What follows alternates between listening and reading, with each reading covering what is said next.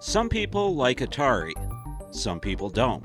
Some people see the company as a relic of the past, unable to move into the modern era. Like an elderly man or a piece of outdated technology, people don't look at Atari and see much outside of what it once was. Because of this, Atari is often trapped in a box. People only want collections of classics or slightly altered modernizations of the games of yesteryear. And whenever Atari actually takes a step forward into making something new and unique, they are often criticized for not using one of their existing IPs or classic names as a base. So when I heard of Adventure of Samsara, I can honestly say, well, I wasn't interested. I'm guilty of my prior statements, and I didn't even know it. The game did not intrigue me, but when I heard that it had elements of the original adventure in it, well, I had to take a look. And boy, I'm certainly glad I did. But not for the reasons that you might expect. So without further ado, let's talk about Adventure of Samsara and why you should be playing it right now. Adventure of Samsara was developed by Ilex Games and published by Atari in September of 2025. You can pick it up on all major platforms, including Switch, Xbox, PlayStation, and of course Steam. But I personally picked it up on the Atari VCS. Adventure of Samsara originally began life as Tower of Samsara, and it had nothing to do with the 1980 classic, Adventure, at that point. Tower of Samsara failed to be crowdfunded, so Atari stepped in, and the adventure elements were added to keep in with Atari's classic properties.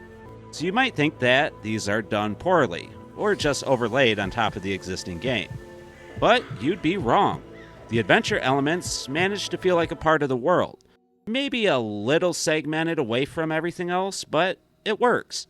And I found fighting the dragon to be a worthy aspect of the game. Even dealing with the devious little bats was something that brought back nostalgia.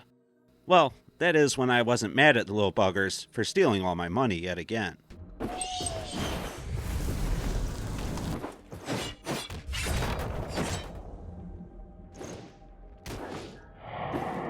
Anyway, Samsara is a 2D pixel art game that uses beautiful sprites, and while I'm usually not the biggest fan of this style, it honestly just works here.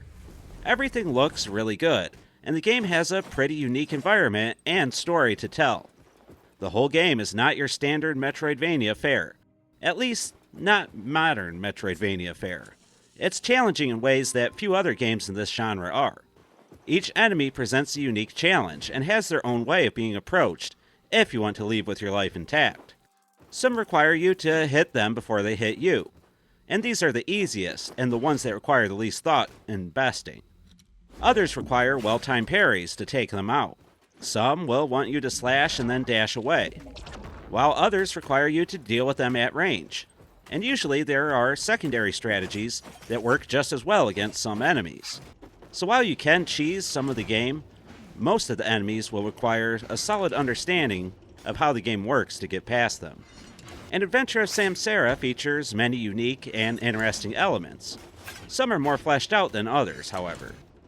The magic system, while powerful, can be mostly ignored, and I found myself often forgetting about it until I encounter a particularly hard enemy, such as the dragons. Your gauntlet can be outfitted with several passives that help you feel a little bit stronger, but they're kind of underwhelming for most of the game. Other abilities feel integral to the game in comparison. Your little orb is used in many ways, but none of which are combat, and it usually just helps with progression. The orb will bring platforms into your plane of existence, burn away deadly vines, and even patches up broken pipes. That is, after you fix the world's boiler.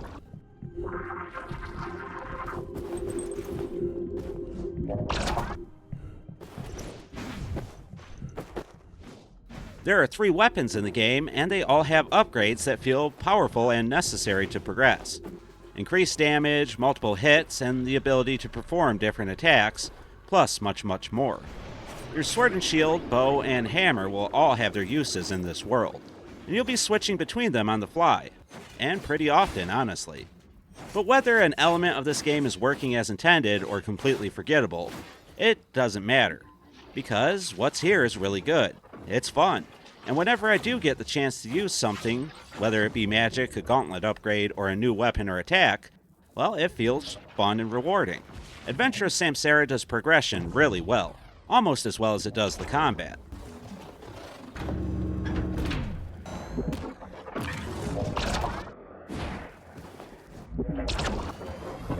Moving on to the sound, well, I enjoy that too.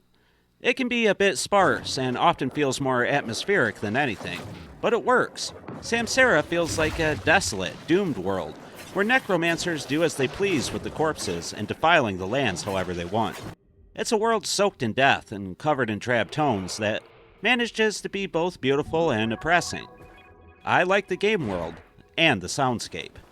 But there are elements that don't work very well in my opinion. In one particular portion of the game, it was clear that they used a tile background, which isn't a bad thing in and of itself, but the background just didn't look right when used in this manner. In that tiled background, there were multiple tiers of this goo tank, one on top of the other, and it just didn't look natural. It was a little jarring against the rest of the environments in the game, as all the rest looked fantastic. But the cutscenes that play before and after bosses and at pivotal parts of the story were absolutely gorgeous. I loved them, and I look forward to seeing each and every one. So it was extremely disappointing for me when two of them didn't load on the Atari VCS. Even when I went back to the same area after dying, the scenes failed to load, when they clearly should have.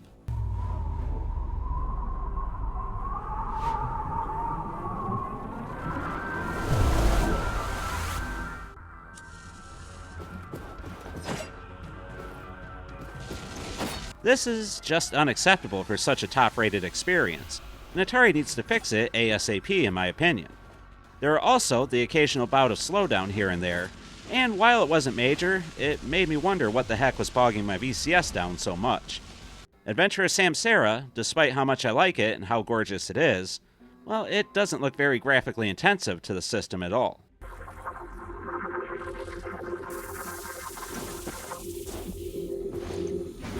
Still, even with a few little flaws, this is one experience worth having on any console. It feels like 2D Dark Souls Light, and I really enjoyed the experience the whole way through. As of right now, I'm still not finished with the game. I have put in about 10 to 12 hours according to my file, and it says that I'm only over 30% done.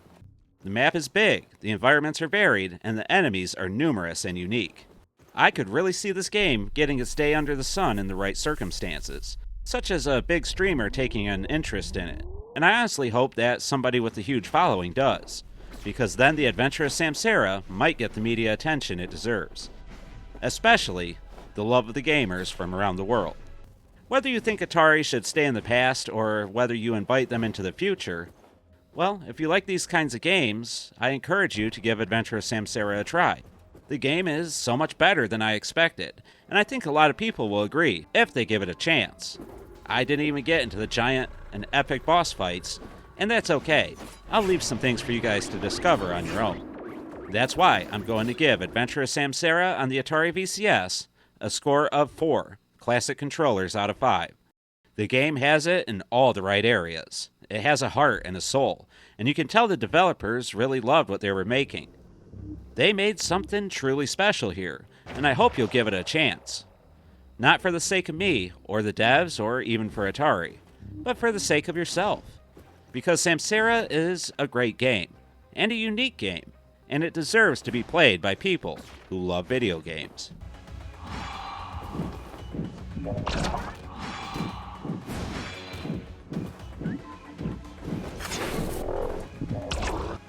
But hey, you've all heard my thoughts on Adventure of Samsara, so now I want to hear from all of you. Have you played the game yet? Do you agree with my review and my score? If not, then what are your opinions on it? And do you think that the adventure elements feel good in the game, or do they feel tacked on? Let me know your thoughts on all this and anything else about the game in the comments down below. And please, if you made it this far in the video, then leave a like. It helps the channel out so much more than you could ever know. And subscribe if you haven't already. I cover all things Atari here on the channel, both old and new. So if that's something you wouldn't mind seeing, well, then hit the bell icon. Alright guys, with that, it's time to end another review. I've been the 7800 Pro Gamer, a man who has traveled across time and space to fight my mortal enemies in the dead world known as the Atari Network. And I'd like to thank you all for watching. And until next time, remember to stay classy, Atarians.